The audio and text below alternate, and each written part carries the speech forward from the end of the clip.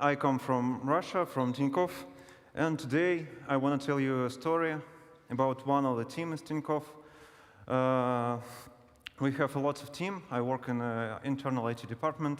We build software for our internal users, for our business guys. And a year ago, I have really a stressful meeting, really stressful conversation from that business guys. We talk about developer efficiency, large and growing backlog, all features that they need, and the business guys, they don't believe that we can handle in this team all features they need, because the team use everything to improve efficiency. They trying to add developer in team, then they playing with software lifecycle approaches. They try in Kanban, they try in Scrum, Agile, all that stuff, but it didn't help. We decide in that team making something really new that we never use. We decide to change our core of products that built by that team. That solution that the team built is built on old BPMS, and we decide to change that BPMS to Camuda. Of course, we were really afraid to break everything, but we have some pain developer that Bern say, and I think my case is a great example for pain-driven development. But before I start, I need to give you some context about Tinkoff. Tinkoff is one of the largest ecosystems in Russia. We have bank, we have travel, mobile, investment application, insurance, lifestyle services, and so on. Tinkoff is fully online. We haven't any branches or offices for customer. If we need to bring something to our customer, we meet personally with customer everywhere where customer is waiting us. We have more than 10 million customers. We work only in Russia, and it's world's largest fully online bank by customer base. Today I will say a lot old BPMS. Sometimes I will call it Granny or Rex, and sometimes I will say Camunda. I will call it Camuda.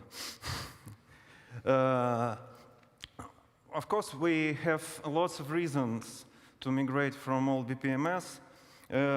Some of that point is obviously, but I need to say about it. Old BPMS built it on old stack and didn't evolve. I say Java 6, old JavaScript, old big application server, and our developer can't use everything they want to use. I mean, Kotlin, Docker, Kubernetes, Spring Boot, we can't use it. It was really bad for developer efficiency.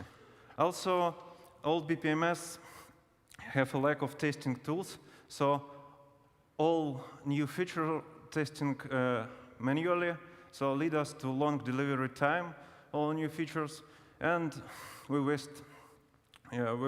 We can't understand this everything fine because it's manual testing. Also, old BPMS have a lack of collaborating tools, so we can't branch and merge in developer manner all our process definitions. Sometimes we must wait when one developer start, end developer, and second developer can handle it and go with that process. Also, old BPMS work on monster application server. Reason is why, because we have some license restrictions. We can do lots of applications server. We try put all our application inside that application server. And for example, if something bad happens, that server produce 5 MB logs of stuff trace, and we can read that log one day to try and understand what happened bad. Also, due to license restrictions, because we can't add more servers or more nodes, we try to create reusable logic for all components inside that BPMS. For example, we have activity that called activate product, and all business products, business processes that use that product, that activity, give specific logic inside that activity. So product logic leaked inside that activity, it's really hard to separate that logic. And of course, history of X was built in 19, so Granny has huge, large manuals that you need to know, you need to read, all that check boxes, properties, environments, variables, and so on. So learning curve of old BPMS was really tough for new guys. And new developers join the team looking in old BPMS and then say, I don't waste my time for this, my life for this. I say mission critical. What does it mean for Tinkoff?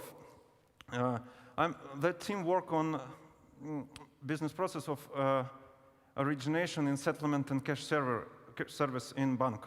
So it's first business process for any enterprises that want to join Tinkoff ecosystem. We have about 100,000 instances per month. We have more than 30 integration points inside that process, and we have more than 17 activities. Also, business every day wants something new from that team, and we have fast-growing backlog in that process, that team. On top level, that process works very easy. Customer fill form on front end, then push submit. We're trying to get information from internal and external sources. Then we need to make decision that we're ready to work with that customer or not. After that, we must produce all KIC procedures. After that, we make appointment to signal on docs. And in the end, we must activate all products in external system. In real life, it's more complicated. Somebody of you can recognize our old BPMS. So please raise your hand who use old-fashioned BPMS right now in production. Somebody use, OK. I say about fuzzy logic, and I say about that really hard to separate. In all BPMS, we create some reusable cores that, and sometimes logic from single product leaked inside reusable core. In new system, we try and we want to absolutely 100% runtime independence for new products. So we make some copy-paste from reusable core inside our new product. So if summarize everything that I say, we have some boundaries and requirements in that project. We can't stop release because our backlog is growing and business wants every day something new. And we want to split our old BPMS monolith by product. We want to separate every product and specific application for that product. Also, we want to use modern developer stack. I mean, Kotlin, Spring Boot, Kubernetes, and so on. And because that's mission-critical process, we can't lose any instance. So we have zero tolerance to lose any instance. Of course, any team like do refactoring, but we have one more requirement. We won't just turn off all BPMS after we've done all our job. So that leads us, we want to use one-way communication from old BPMS to new BPMS. I will talk about that later. You need to know before I show you how exactly we make that. Old BPMS, we didn't store any business objects inside context of old BPMS. All information stored inside CRM, and old BPMS X was integrated with CRM message via message broker, and all human task also was performed in CRM, so we didn't perform any human task in old BPMS. So after that, after we decide to do all refactoring, we decide to stop digging. First rule of any house, if you want in one, you must stop digging. So we decide stop writing new code we decide to stop writing code in old BPMS. We didn't write any new code, only fix some bugs or making one process.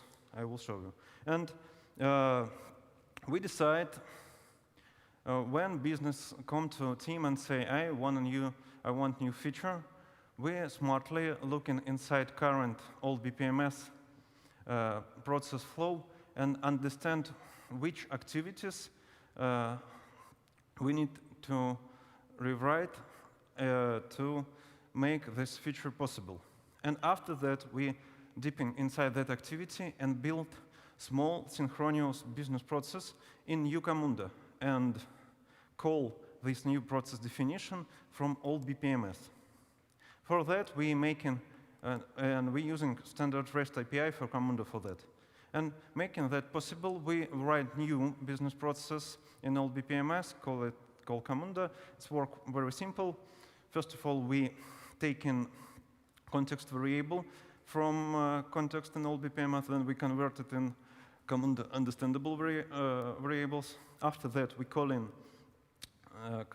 small process definition from that. After that, we check in its process definition end, and we have everything that we need. In next steps, is everything fine? We convert variables from Camuda to old BPMS understandable format. Is something bad happen? We have some threshold, and if threshold fire, we raise human task to fix that problem. Also, in this solution, Camuda didn't know anything about old BPMS.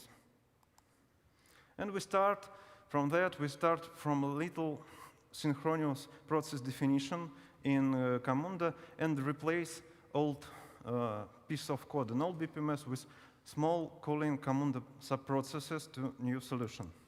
It was great, working great. We make about 10, maybe a little more activities replaced with process definition in Camuda, and then we face human tasks. By nature of human tasks, some of tasks can perform weeks, months, and we start falling to threshold, and we have a lot of tasks in old BPMS to fix human task thresholds. So we decide to check current activity type in Camuda, if this activity type is asynchronous, I mean it's message awaiting, or it's a human task, we didn't fire threshold. And after that, in old BPMS, we want more control about migration, so we decide to add gateways before and after new calling, before new piece of code that call Camuda. And we can switch in runtime when we write new code, new feature. Sometimes we can test new features in testing environments, so we can test it only in production. So we added gateways before and after, and we using that gateway, we are runtime variable that we can switch easily. And after application go into process and gateway fire to call Camuda, we open that gateway for 10 minutes, taking 10, maybe more instances, looking is everything great, and then open that gateway forever. And also, after that, for example, the way of application in old BPMS looking like that. Application starts here, then we go into Camuda from simple, small process definition. After that, we take all variables from that and go into that. So old BPMS process look like only subprocess that calling Camuda. In the end of that process, we have only one. We start gluing small process definition inside Camuda in one big processes that means something in business. And in the end, we have only one activity that calling Camuda, and all our processes start performing in Camuda. In the end, we have 5 top-level business processes and maybe around 20 second-level business processes inside Camuda. After that, we switch our message broker to send a message about new application to Camuda, and from that point, all new applications, all new customers' requests, performing and executing through Camuda. But we, as I say, we have zero tolerance to lose any instances, and we have about 500,000 instances in old BPMS in some waiting state, and we hopefully all BPMS has REST API, so we write a small application that take context and current state in old BPMS, then start Camuda from specific point in new solution, and then terminate instance in old BPMS. In some reasons, sometimes we can't migrate point to point, and we make some small migration hack. We add specific points that in normal way process never been in that point. But for migration reasons, we migrate instance from old BPMS to that new points in Camuda process. And after that, we clear everything and lift only 2 levels of process, top level and second level in Camuda. And after we migrate all, we can turn off old BPMS and everything work fine in new solution. As a result, size of team with old BPMS is worth 9 people, and after we switch to Camuda, team is 4 people, perform exactly like 9 people in old BPMS. And that project take 5 months for us. As a result, we can use any technology that we want. For example, we use Camuda like a library, like an embedded engine. We use Kubernetes, we use Kotlin, Docker, Prometheus, and all that cool stuff. As a result, we break light shackles. We can have as much as we want containers, as much as we want nodes. Any developer can raise local environments for testing purposes. It was fine and great. But as a result, incidents in production decreased by 14 times, regression testing time reduced by 4 times, updating speed reduced by 8 times. We have day-to-day release and day-to-day bug fix, and manual testing time reduced by 4 times. But most important is our developers start to smile. So I have some recommendation for you. If you want to follow our journey, first of all, you must stop storing any complex business objects inside context. You stop doing human task in old BPMS. You need external portal for human task. Also, you need to add message broker and asynchronous communications as much as you can. After that, you must stop digging. You must stop writing new code in old system. And I think it may be helpful for you if you use one-way communication, because it's very cool feeling when you just turn off all BPMS, is everything fine. Start from small activities, and don't forget about long tasks, human tasks. So, I'm done. Any questions?